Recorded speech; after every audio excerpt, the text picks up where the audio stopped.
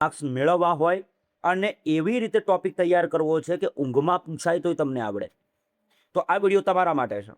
કામ શું કરવાનું છે, વિડીયોને અંતિમ સુધી જોવાનો છે, મજા આવશે અને કોન્સેપ્ટ તમને મોઢે થઈ જશે. જો મિત્રો, ઘણી પરીક્ષાઓમાં આપણે શું કરતા હોઈએ છીએ, ગોખતા હોઈએ છીએ, પણ ગોખવાનું નથી, કોન્સેપ્ટ ક્લિયર કરવાનો છે. તો કોન્સેપ્ટ ક્લિયર કરીએ આપણે. આજનો વિડીયો તમારા માટે જ છે. કયું ચેપ્ટર છે, શું કેટલા માર્ક્સનું હશે, બધી પહેલા આપણે ડિટેલ લઈ લઈએ. ચલો, આ ચેપ્ટર છે વિજ્ઞાનમાં તમારી ચોપડીનું ચેપ્ટર નંબર 2 છે. માટે પાઠનું નામ ઇમ્પોર્ટન્ટ નથી, પણ આમાંથી જે પ્રશ્ન ઇમ્પોર્ટન્ટ છે એને ભણવીશું. કયા પ્રશ્ન ઇમ્પોર્ટન્ટ છે? તો રોજિંદા જીવનમાં પીએચનું મહત્વ તો સમજાવો, પણ આપણે પહેલા પ્રકૃતિ અને માનવ શરીરની જે રાસાયણિક સંતુલનનું અદ્રશ્ય વિજ્ઞાન છે એને સમજવું પડશે ને. આપણા શરીરમાં આપણે આજુબાજુમાં જો માની લો કે આપણે આપણા શરીરમાં ખોરાક લઈએ છીએ, તો કે હા ખોરાક મિત્રો લેવાય. તો ખોરાક લઈએ તો ખોરાકનું શું થાય?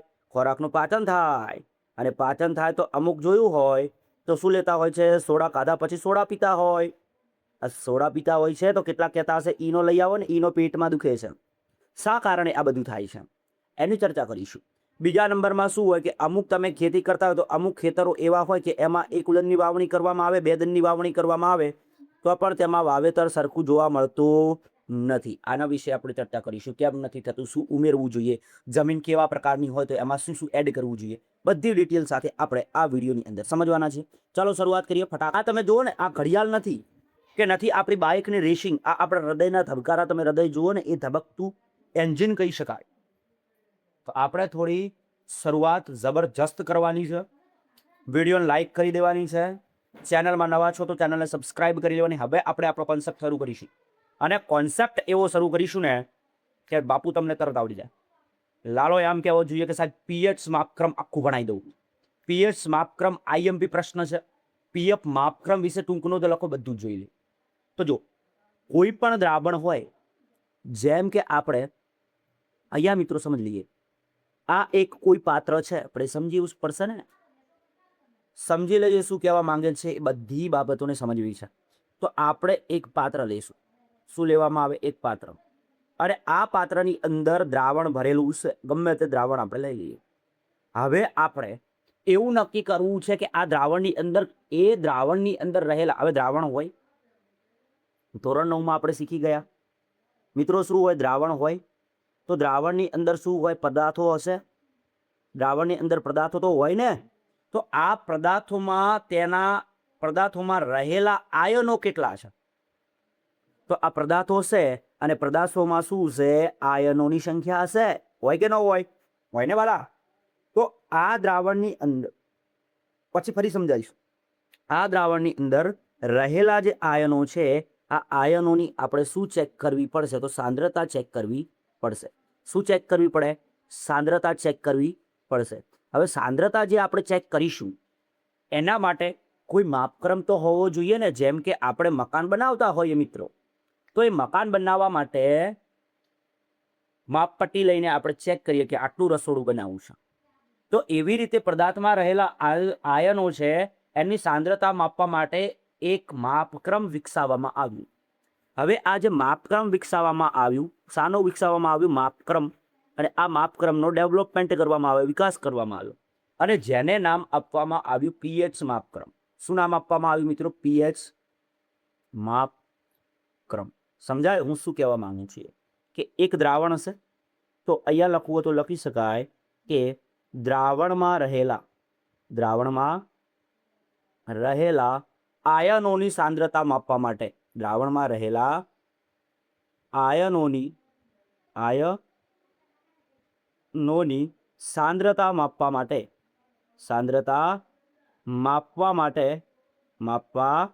માટે વિકસાવવામાં આવેલા માપક્રમને શું યાદ રાખજો મિત્રો? વિકસાવવામાં આવેલા માપક્રમને આપણે શું કહીશું મિત્રો? પીએચ માપક્રમ તરીકે ઓળખીશું. યાદ રાખજો, કયા માપક્રમ તરીકે ઓળખીશું? પીએચ માપક્રમ તરીકે ઓળખીશું. તો આને આપણે શું કહીશું? પીએચ માપક્રમ કહીશું અથવા કહેવાય છે. હવે આપણે આને સમજવું તો પડશે ને. તો આને શું કીધું છે જોઈએ? તો કે દ્રાવણમાં રહેલા આયનો, અને દ્રાવણમાં જે આયનો મિત્રો રહેલા છે તેની શું માપવાની છે આપણે? સાંદ્રતા. અને દ્રાવણમાં રહેલા આયનોની સાંદ્રતા માપવા માટે જે વિકસાવવામાં આવેલ માપક્રમ છે એને આપણે પીએચ માપક્રમ તરીકે ઓળખીએ છીએ. Concept clear? હવે ફરી પાછું સમજી લઈએ. જોજો કે આપણી પાસે કોઈ એક આ પાત્ર છે. આ પાત્રની અંદર મિત્રો અંદર શું ભરેલા છે? દ્રાવણ ભરેલું છે. આ પાત્રની અંદર દ્રાવણ છે, ગમે તે દ્રાવણ હોઈ શકે છે. તો આપણે અંદર ભરી લઈએ. માની લો કે આ અંદર આપણે ભર્યું છે દ્રાવણ. આ આયનો ભરેલા છે. તો હવે આ દ્રાવણ હશે તો આપણે યાદ રાખો, દ્રાવણમાં રહેલા એટલે આ દ્રાવણ હશે. દ્રાવણમાં શું છે મિત્રો? તો તમને કહી દઉં દ્રાવણની અંદર શું છે. તો દ્રાવણ આપણું છે આ છે મિત્રો, એને કહીશું આપણે દ્રાવણ. હવે દ્રાવણની અંદર મિત્રો શું રહેલું છે? તો હમણાં આપણે વાત કરીએ તો દ્રાવણની અંદર આયનો છે. તો દ્રાવણની અંદર રહેલા આયનો અને આ આયનોની સાંદ્રતા, કે દ્રાવણ કેટલું મંદ છે, કેટલું પ્રબળ છે, એસિડિક છે કે બેઝ છે, એ ચેક કરવા માટે, જે એની સાંદ્રતા ચેક કરવા માટે એક માપક્રમ વિકસાવવામાં આવ્યો. માપક્રમ વિકસાવવામાં આવ્યો. અને એ જ માપક્રમને આપણે કયા માપક્રમ તરીકે ઓળખીએ છીએ? તો એ માપક્રમને આપણે પીએચ માપક્રમ તરીકે ઓળખીએ. તો આને આપણે કયા નામે ઓળખતા હોઈએ છીએ? પીએચ માપક્રમ તરીકે ઓળખીએ છીએ. યાદ રહેશે? હવે પીએચ માપક્રમ વિશે આપણે વાત કરીએ છીએ તો આ પીએચ માપક્રમ છે, એમાં પીએચ મીટર હશે. શું છે? પીએચ મીટર હશે મિત્રો. અને આ પીએચ મીટરમાં 0 થી લઈ અને 14 સુધીની પીએચ માપવામાં આવે છે. ચેક થઈ ગઈ? તો 0 થી 14 સુધીની પીએચ હોય એ પીએચનું માપન કરવાનું કામ આ પીએચ મીટર કરે છે. એટલે પીએચ માપક્રમ. હવે જોવો પડશે પીએચ માપક્રમ કેવો છે. ચેક કરી લઈએ મિત્રો. અહીંયા આવી જાય. હવે આપણે જો આ છે આપણો પીએચ મીટર. હવે જો પીએચ મીટર આવું છે તો દેખાય છે તમને પીએચ મીટર? સરસ મજાનું જો વિઝ્યુલાઇઝેશન કરો.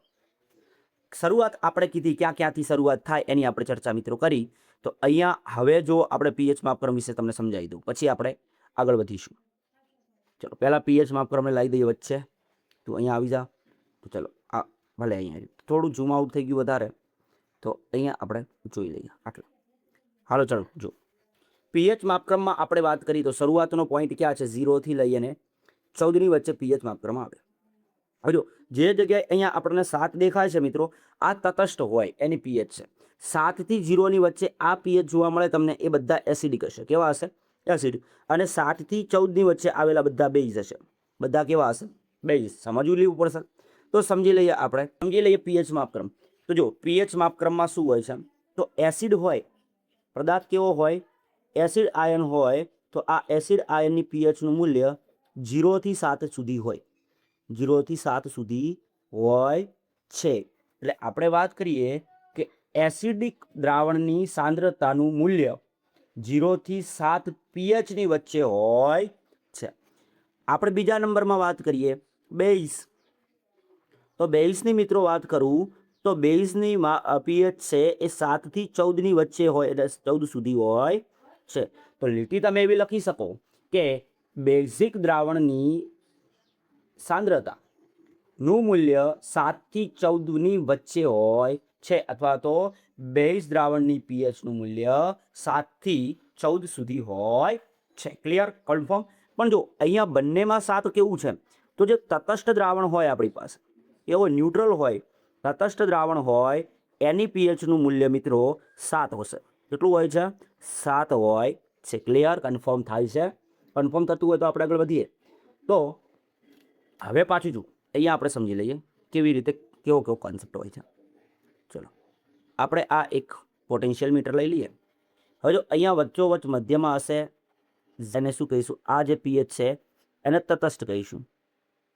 હજો 7 થી 7 પછી 8 આવી રીતે છેલ્લે સુધી 14, એટલે અહીંયા 9 હોઈ શકે, 10 હોઈ શકે, આ રીતે 14 સુધી. અને અહીંયા વાત કરીએ 7 થી, એટલે અહીંયા આપણે લખી દઈએ મિત્રો 0, 6. તો આ જે માપક્રમ છે એ હવે 0 થી 7ની વચ્ચે આ બધી જગ્યાએ જોવા મળશે. આને કહીશું આપણે એસિડ દ્રાવણ. તો એસિડ, કોઈ પણ એસિડ હશે એની પીએચનું મૂલ્ય 0 થી 7ની વચ્ચે હશે. આપણે વાત કરીએ બીજા નંબરની અંદર કે બેઝ, એટલે 7 થી 14ની વચ્ચે જેટલા પણ આયનો છે એ બેઝ હોય. તો તો બેઝની પીએચનું મૂલ્ય 7 થી 14ની વચ્ચે હશે. ક્લિયર, કન્ફર્મ થાય છે? મજા આવતી હોય તો વિડીયો લાઈક કરતા રહેજો વાલા. કોન્સેપ્ટ છે. હવે આપણે થોડાક એડવાન્સ લેવલમાં જતાં પહેલાં સમજવું પડે કે સાહેબ તમે જે બાજુમાં મૂકેલી આકૃતિ છે, બાજુમાં આપણે જે આકૃતિ મૂકી છે એ તો ખબર હોવી જોઈએ ને શું દર્શાવે છે. નક્કો કે ગાડી ધ્રમ હેડે સાહેબ, ગાડીનો કોટો ગાડીનો, ના રે ભાઈ કોટો નથી. તો કેમ કે સાહેબ અમારે તો બાઇક છે, બાઇકમાં આવો એક કોટો હોય ભાઈ, એ સ્પીડોમીટર છે. આ પીએચ માપક્રમ માટેનું મીટર છે. આનો આપણે પ્રશ્ન સમજીશું, પણ આજે આપણે ડાયરેક્ટ પ્રશ્ન એના પછીનો ઉઠાવ્યો છે. એટલા માટે ક્લિયર, પીએચ માપક્રમ વિશે હવે માહિતી હશે. તો આપણે આગળ વધીએ. તો કે આપણે જોઈએ કે જીવિત રહેવા માટે શું રહેવું છે મિત્રો? જીવિત રહેવું છે, જીવન તો લેવું પડશે ને. તો જીવિત રહેવા માટેની સાંકડી મર્યાદા એટલે પીએચ માપતો. પીએચ હજુ મનુષ્ય અને અન્ય સજીવોનું શરીરની પીએચ છે એ 7 થી લઈને 7.8ની વચ્ચે હોય છે. આ પ્રશ્ન હેતુલક્ષીમાં વિકલ્પોમાં ખાલી જગ્યા ખરા ખોટામાં છે. જો મર્યાદા પ્રમાણે તેમાં થોડો ફેરફાર થાય તો પીએચની અંદર શું થાય? મર્યાદા પ્રમાણે થોડો મિત્રો ફેરફાર થાય તો આપણને ખબર છે કાં તો બેઝિક વધી જાય કાં તો એસિડિકતા વધી જાય.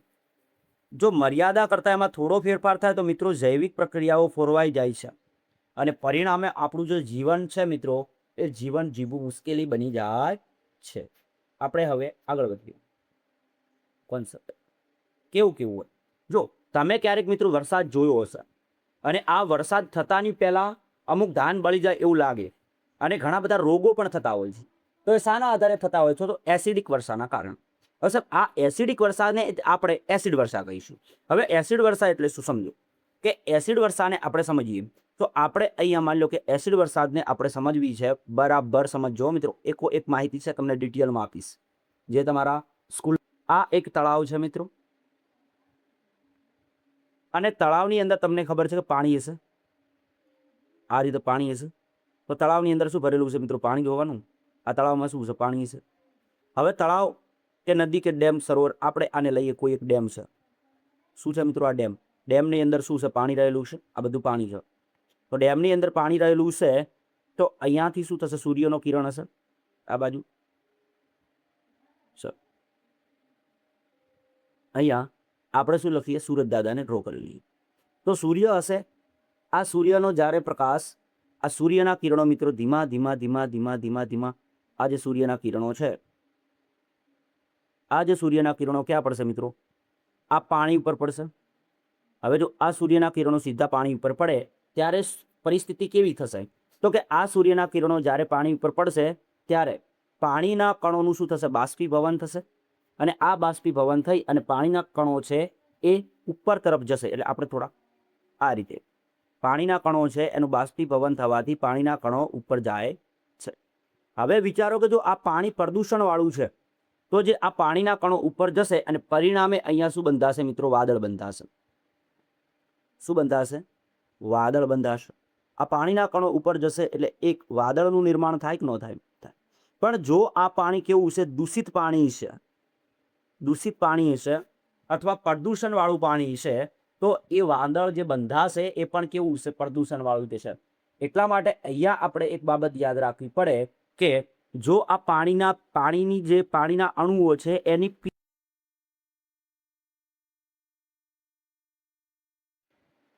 તો અથવા ઓછું થઈ જાય, 5.6 કરતાં ઘટી જાય અથવા વધી જાય, તે દરમિયાન આ વાદળની અંદર એસિડ નિર્માણ થશે અને આ વાદળમાંથી ફરી પાછું આ વાદળનું પાણી ક્યાં? નીચે આવશે. હવે નીચે આવશે તો વરસાદના પાણીની પીએચ શું છે? 5.6. પણ જો આ 5.6ની અંદર જે વરસાદ છે એ વરસાદના પાણીની પીએચમાં રૂપાંતરણ થતાં ફેરફાર થયો. તો જે આ પાણીના જે આમાં ટીમ્પા રહેલા છે એ ફેરફાર થવાના કારણે આની પીએચનું મૂલ્ય બદલાયું. હવે પીએચના માપક્રમની અંદર ફેરફાર થયો એટલે 5.6 કરતાં પીએચ વધી ગઈ. 5.6 કરતાં પીએચનું મૂલ્ય વધે અથવા ઘટે ત્યારે આ વરસાદનું પાણી છે એ ટીમ્પા સ્વરૂપે નીચે આવશે. ફરી પાછું ટીમ્પા સ્વરૂપે ક્યાં આવવાનું મિત્રો? નીચું તો આવશે ને. આ પાણી પાછું વરસાદ સ્વરૂપે પૃથ્વી સપાટી પર પડશે. હવે પૃથ્વી સપાટી પર આ પાણી પડશે બાષ્પ સ્વરૂપે. બાષ્પીભવન થઈને ઉપર જાય અને આ પાણી પડશે એટલે જે આ પાણી છે, આ પાણી જે આપણને હાલ જે વરસાદનું વાદળ દ્વારા જે પાણી પડે છે એ પાણી કેવું છે? તો આ જે પાણી છે એ મિત્રો એસિડ વર્ષાવાળું છે. તો આ પાણી છે એમાં શું મળેલું છે? એસિડ હશે. તો એસિડ હશે એટલા માટે આ આપણે જે વરસાદ થાય છે, આ વરસાદને આપણે શું કહીએ છીએ? એસિડિક વરસાદ અથવા એસિડ વરસાદ તરીકે ઓળખીએ છીએ. Concept clear? સમજાય છે મિત્રો? સમજાતું હોય ને તો વિડીયો લાઈક કરવાની છે, મજા આવશે. કોન્સેપ્ટ એકદમ ભ્રમરમાટી સાથે બોલો. એસિડ વરસાદ કેમ થાય? ક્લિયર થઈ ગયું? કન્ફર્મ થઈ ગયું? બાષ્પીભવન થાય પણ એમાં દૂષિત પાણી, પ્રદૂષિત પાણી હોય તો એ ઉપર તો જવાનું ને, એટલા માટે આગળ વધીએ. તો કોન્સેપ્ટ એવું કહે છે, એસિડ વર્ષાનો કોન્સેપ્ટ આવ્યો અહીંયા. ક્લિયર? વધી જાય અથવા ઘટી જાય તો એસિડ વર્ષા.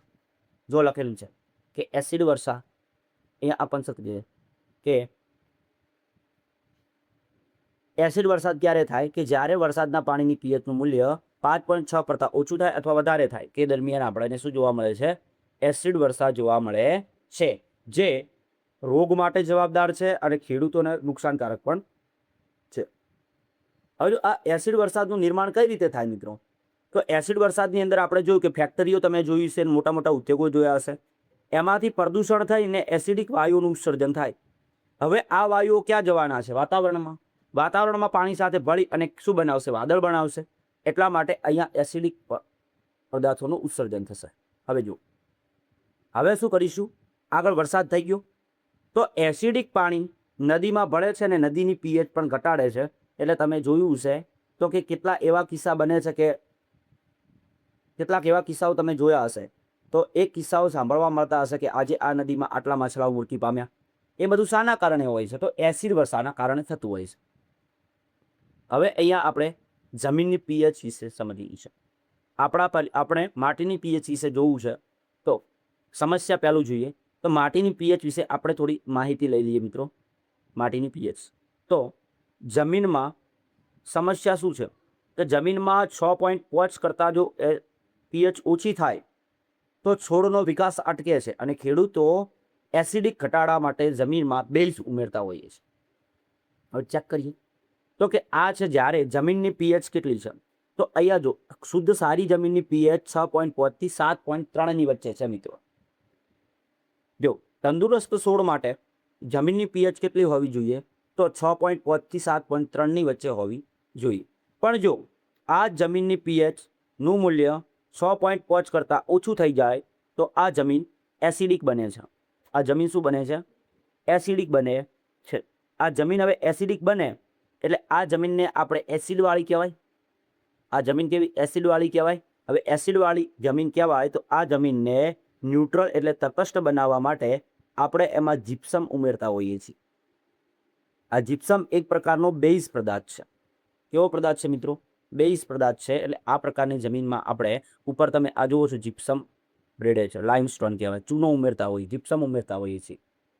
સમજાશે? તો આપણે આ પ્રશ્નને રચવા માટે જોઈએ કે આપણે ઘર આંગણાની કે બગીચાની માટીની પીએચનું મૂલ્ય આશરે 6.5 થી 7.3 વચ્ચે હોય છે. જો ઘર આંગણાની માટીનું પીએચનું મૂલ્ય 6.5 કરતાં ઓછું થઈ જાય તો જમીન એસિડિક સ્વભાવની બની જાય છે અને માટીમાં રહેલી જે એસિડિકતા ઘટાડવા માટે આપણે ચૂનાઓ અથવા તો જીપ્સમ ઉમેરતા હોઈએ છીએ, જે આપણને એસિડિક બનેલી જમીન સાથે સામે લડવા માટે રક્ષણ આપવાનું કાર્ય કરતી હોય છે. સમજાયું? ક્લિયર? તો ચલો આપણે આગળ વધીએ. હવે મહત્વનો ટોપિક તો હવે આવ્યો મિત્રો. તો અહીંયા પહેલાં આપણે આ કેપ્સ્યુલ લીધી. તમે આ કેપ્સ્યુલ દેખાજો, ગોળી લઈ લીધી કાકાએ, સરસ મજાનો ડોઝ લઈ લીધો છે. કાકાએ પછી ગોળી ગળવી પડશે. આ કેમ ગળવી પડે? તમારે મારે ઈનો પીવી પડે. કેમ પીવી પડે એની ખબર હોવી જોઈએ. ચાલો આપણે ખબર પાડીએ. પાચન તંત્રમાં પીએચ જઠરની રસાયણ શાળા તમે જોઈ છે તો જોઈએ લઈએ કે ખોરાકના પચાવવા માટે આપણા શરીરની અંદર હાઇડ્રોક્લોરિક એસિડ ખૂબ જ મહત્વનું છે, જેને તમે અભ્યાસ રીતે સારી રીતે જાણો છો. આપણા જઠરની અંદર મિત્રો બે પ્રકારના ઉત્સેચકોનું, 3 પ્રકાર, આમ તો 3 છે.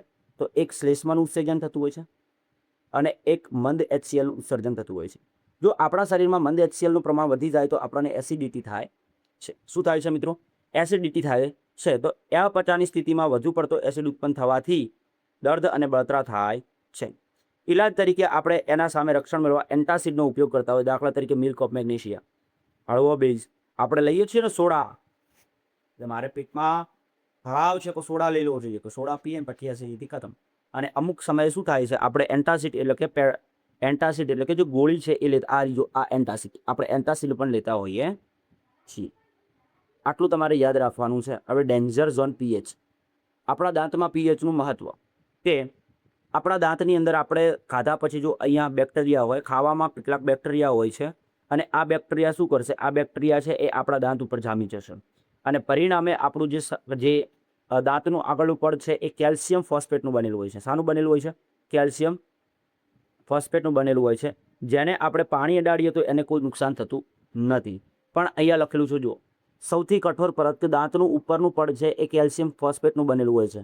આનું રાસાયણિક સૂત્ર તમારે યાદ રાખવાનું છે, Ca3 ટ્વાઇસ PO4 ટ્વાઇસ, એટલે કે Ca3 ટ્વાઇસ PO4 આનું બનેલું હોય છે, જે પાણીમાં ઓગળતું નથી. સડો, જ્યારે મોંની અંદર આ જે આપણા મોંની અંદર દાંતની પીએચ છે એ પીએચનું મૂલ્ય મિત્રો 5.5 છે.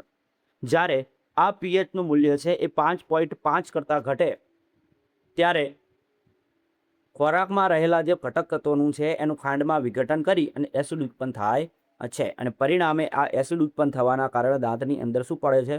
બેક્ટેરિયા દ્વારા સડો પડે છે. એટલા માટે આપણે દાંત સાફ કરવા માટે વપરાતી જે ટૂથપેસ્ટ સામાન્ય રીતે બેઝિક હોય છે, જે એસિડને તટસ્થ કરવાનું કાર્ય કરે છે. સમજાય છે? હવે આપણે જોઈએ કે એટલા ઘણા એવા જે જંતુ છે એને ડંખ જોઈએ. તો પહેલાં મધમાખીનો ડંખ. હવે જ્યારે આપણને મધની માખી કરડે ને ત્યારે આપણને જે ભાગમાં કરડે છે મધમાખી એ ભાગમાં શું થતો હોય છે? આપણને દુખાવો થતો હોય છે, અને બળતરા થતું, પેઇન થતું હોય છે, અને સૂજન પણ આવતી હોય છે. તો અહીંયા આપણે જોઈએ કે એસિડ મુક્ત કરે છે, એટલા માટે આપણે જે જગ્યાએ ડંખ મારે એ જગ્યાએ આપણને દર્દ થાય છે. ડંખવાળા ભાગ ઉપર બેકિંગ સોડા લગાવવાથી આપણને શું મળે છે? રાહત મળે છે. એટલે મતલબ બેકિંગ સોડા લ્યો, ધોવાના સોડા એટલે કે બેકિંગ સોડા એટલે ખાવાના સોડા લગાવવાથી આપણને શું મળે છે? રાહત મળતી હોય છે. એટલા માટે આપણે બેકિંગ સોડાનો ઉપયોગ કરીશું. પછી કોવચ તમે જોયું છે? કોવચ, તો આ એક એવી વનસ્પતિ છે કે જેનું પાંદડું જો તમને અડી જાય, શરીરના કોઈ પણ ભાગે સ્પર્શ કરે તો તે ભાગમાં આપણને શું આવતી? ખાજ આવતી હોય છે, જેને આપણે કહીએ છીએ ખણું. તો ખાજ આવતી હોય છે.